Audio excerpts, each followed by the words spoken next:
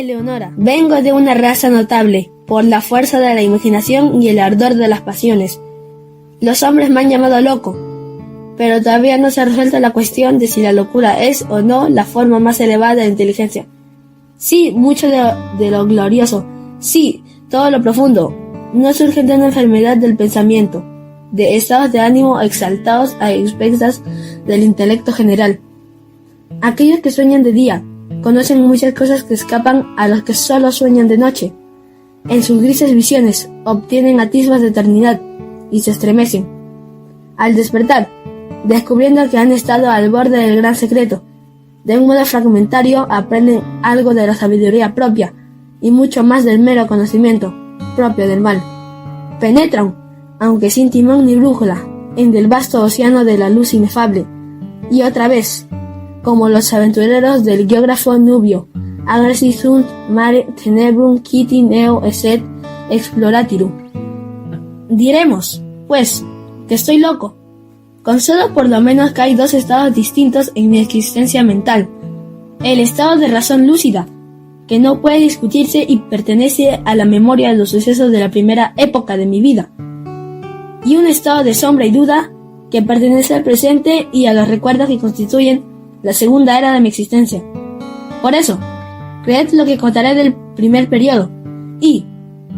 lo que pueda relatar del último. Conceded tan solo el crédito que merezca, o dudad resueltamente, y si no podéis dudar, haced lo que Edipo ante el enigma. La amada de mi juventud, de quien recibo ahora, con calma, claramente, estos recuerdos, era única hija de la hermana de mi madre, que había muerto hacía largo tiempo. Mi prima se llamaba Eleonora. Siempre habíamos vivido juntos, bajo un sol tropical, en el valle de la hierba irisada. Nadie llegó jamás sin guía a aquel valle, pues quedaba muy apartado, entre una cadena de gigantescas colinas que lo rodeaban, con sus promontorios impidiendo que entrara la luz en sus más bellos escondrijos. No había sendero o hollado en su vecindad, y para llegar a nuestra feliz morada era preciso apartar con fuerza el follaje de miles de árboles forestales y pisotear el esplendor de millones de flores fragantes. Así era como vivíamos, solos, sin saber nada del mundo, fuera del valle, yo, mi prima y su madre. Desde las confusas regiones más allá de las montañas, en el extremo más alto de nuestro circundado dominio, se deslizaba un estrecho y profundo río, y no había nada más brillante, salvo los ojos de Eleonora, y serpeando, furtivo en su sinuosa carrera,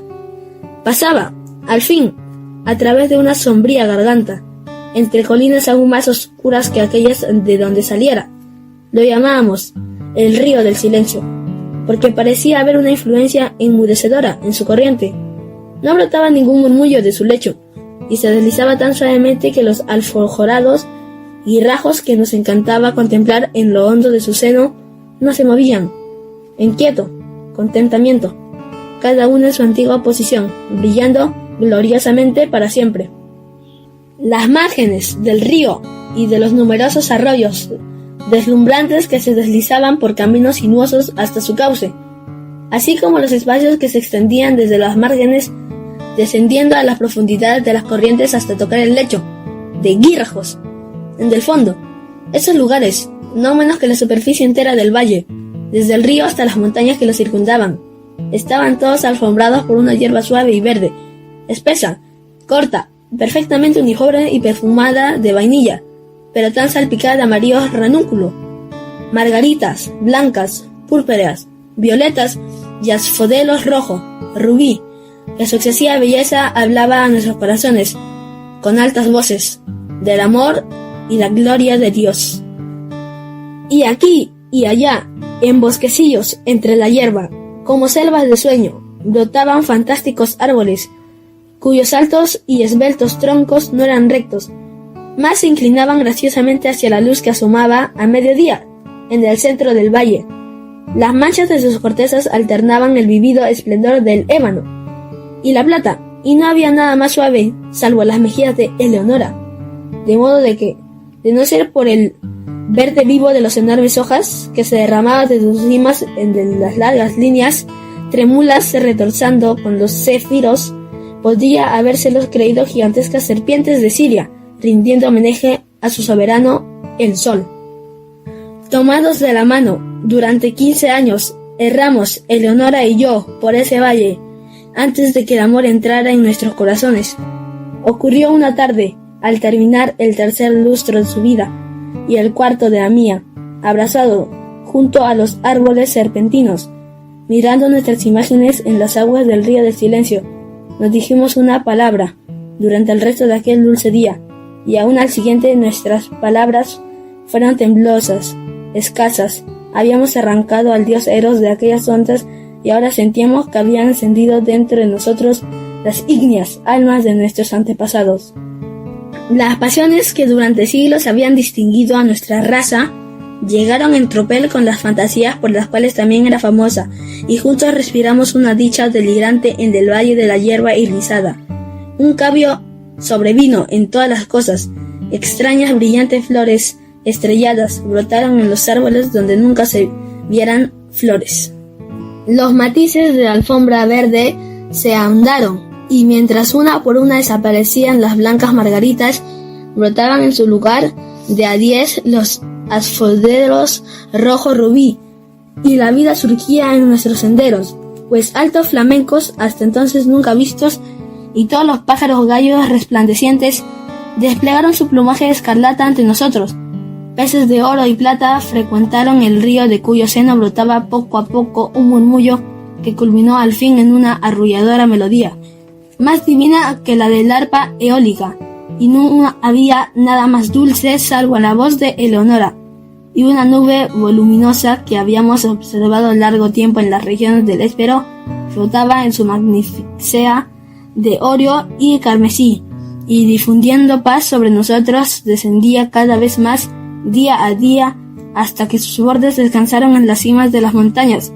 convirtiendo toda su oscuridad en esplendor y encerrándonos como para siempre en una mágica casa-prisión de grandeza y de gloria.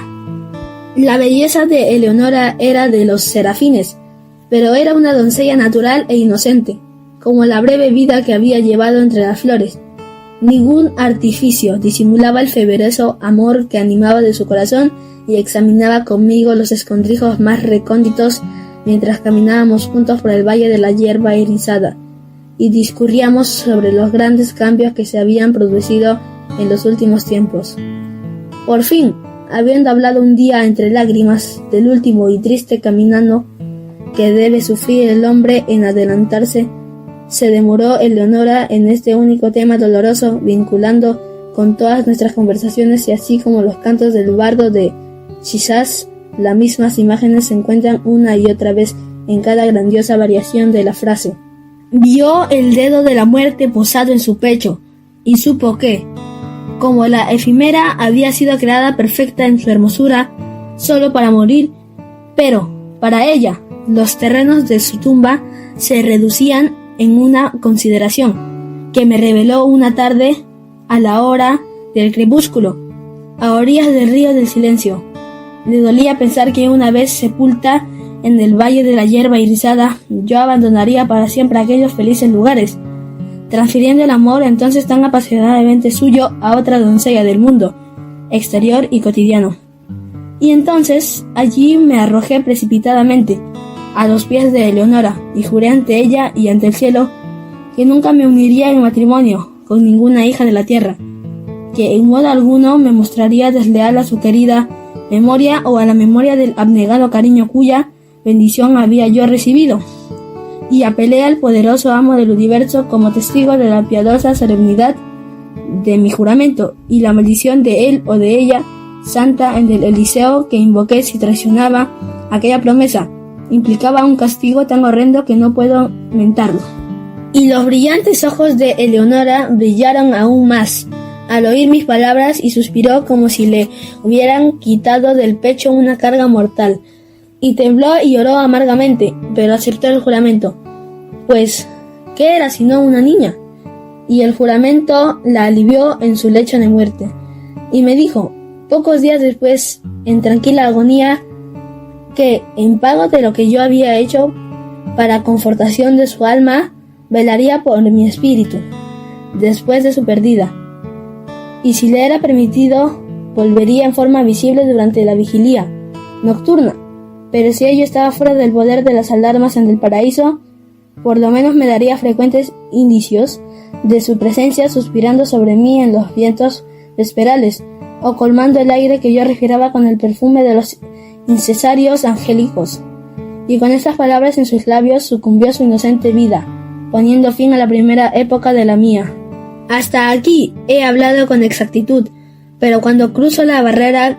que en la senda del tiempo formó la muerte de mi amada, y comienzo con la segunda era de mi existencia, siento que una sombra me espesa en mi cerebro y duda de la perfecta cordura de mi relato. Mas dejadme seguir. Los años se arrastraban lentos y yo continuaba viviendo en el valle de la hierba irisada. Pero un segundo cambió, había sobrevivido en todas las cosas. Las flores estrelladas desaparecieron en los troncos de los árboles y no brotaron más. Los matices de la alfombra verde se desvanecieron y uno por uno fueron marchitándose. Los asoljedos rojo, rubí, y en lugar de ellos brotaron de 10 oscuras violetas, como ojos, que se retorcían desahoguedadas, y estaban siempre llenas de rocío, y la vida se retiraba de nuestros senderos, pues el alto flamenco ya no desplegaba su plumaje escarlata ante nosotros, mas voló tristemente del valle a las colinas, con todos los gallos pájaros brillantes que le habían llegado en su compañía, y los peces de oro y plata nadaron a través de la garganta hasta el confín más hondo de su dominio, y nunca más adornaron el dulce río, y la arrulladora melodía, más suave que el arpa eólica y más divina que todos, salvo la voz de Eleonora, fue muriendo poco a poco en murmullos cada vez más sordos, hasta que la corriente tornó. Al fin, a toda la solemnidad de su silencio originario, y por último la voluminosa nube se levantó y abandonó los picos de las montañas a la antigua oscuridad, retornó a las regiones del espero y se llevó sus múltiples resplandores dorados y magníficos del valle de la hierba irisada. Pero las promesas de Eleonora no cayeron en el olvido, pues escuché el balanceo de los innecesarios angélicos y las olas de un perfume sagrado. Flotaban siempre en el valle, y en las horas solitarias cuando mi corazón latía pesadamente, los vientos que bañaban mi frente me llegaban cargados de suaves suspiros y murmullos confusos. Llenaban a menudo el aire nocturno, y una vez, pero solo una vez, me despertó de un sueño como el sueño de la muerte, la presión de unos labios espirituales sobre los míos. Pero, aún así, rehusaba llenarse el vacío de mi corazón. Ansiaba el amor que antes lo colmara hasta derramarse. Al fin, el valle me dolía por los recuerdos de Eleonora, y lo abandoné para siempre en busca de las vanidades y los turbulentos triunfos del mundo. Me encontré en una extraña ciudad, donde todas las cosas podían haber servido para borrar del recuerdo los dulces sueños que tanto duraban en el valle de la hierba irisada. El fasto y la pompa de una corte soberbia y el loco estrépito de las armas y la radiante belleza de la mujer extraviaron e intoxicaron mi mente. Pero aún entonces mi alma fue fiel a su juramento y las indicaciones de la presencia de Eleonora me llegaban en las silenciosas horas de la noche. De pronto cesaron estas manifestaciones y el mundo se oscureció ante mis ojos, y quedé aterrado ante los abrasadores pensamientos que me poseyeron ante las terribles tentaciones que me acosaron, pues llegó de alguna lejanísima tierra desconocida a la alegre corte del rey, a quien yo servía, una doncella ante cuya belleza mi corazón desleal se doblegó enseguida, a cuyos pies me incliné sin una lucha con la más ardiente, con la más abyecta adoración amorosa. ¿Qué era? En verdad mi pasión por la jovencita del valle en comparación con el ardor y el delirio y el arrebato exastasis de adoración, con que vertía toda mi alma en lágrimas a los pies de la etérea Ermengarda. Brillante serafín Ermengarda, y sabiéndolo no me quedé lugar para ninguna otra. Divino ángel Ermengarda, y al mirar en las profundidades de sus ojos donde moraba el recuerdo, solo pensé en ellos y en ella. Me casé, no temí la maldición que había invocado y su amargura no me vistió. Y una vez, pero solo una vez, en el silencio de la noche, llegaron a través de la celosía los suaves suspiros que me habían abandonado y adoptaron la voz dulce familiar, para decir: Duerme en paz, pues el espíritu del amor reina y gobierna, y abriendo tu apasionado corazón a Ermengarda, estás libre por razones que conocerás en el cielo de tus juramentos a Eleonora.